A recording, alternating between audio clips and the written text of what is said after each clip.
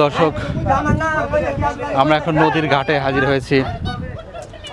আপনারা দেখতে পাচ্ছেন বিশাল এই নদীর আমরা এখন ভ্রমণ করব।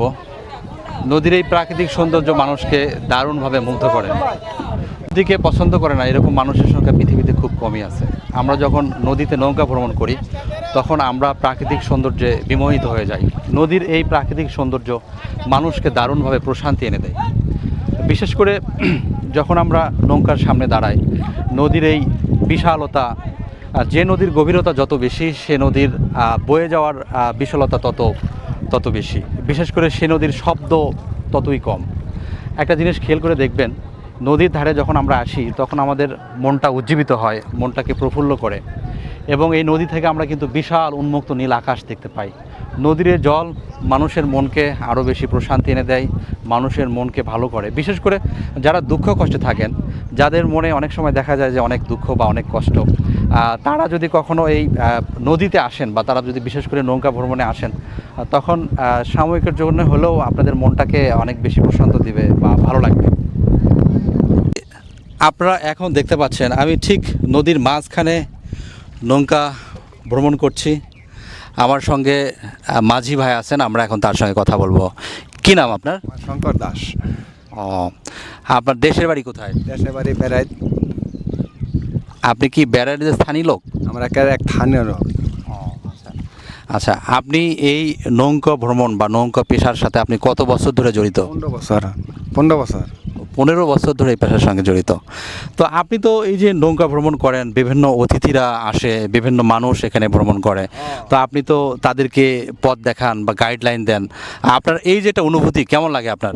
ভালো আসে, নৌকাতে ঘুরতে আসে, সপ্তাহে পানি পাইয়া, সুন্দর পানি পাইয়া, বর্ষা মাসে মনে করেন ঘুরতে আসে পানি পাইয়া। আপনার আপনার কেমন লাগে? আমারও ভালো লাগে। আপনার সিজনটা কখন, যখন অনেক বেশি মানুষ নৌকা ভ্রমণ করে? আপনার এই মাসে সিজনটা মনে করেন পানিও ভালো, মানুষও বেশি। দেখেন না একসাথে কতগুলি নৌকা ঘুরতেছে, চাইতেছে, দেখেন না। তো এই পেশার সাথে আপনি 15 বছর আছেন, তো আপনার জীবন জীবিকা করতে কি কোনো কষ্ট হচ্ছে? না না না, আমার কোনো কষ্ট নেই, আমার কোনো কষ্ট নেই। এই যে মনে করেন আইতাছি, যাইতাছি, চলতেছি, ফিরতেছি। আপনার রোজ কেমন, কত টাকা ইনকাম হয়?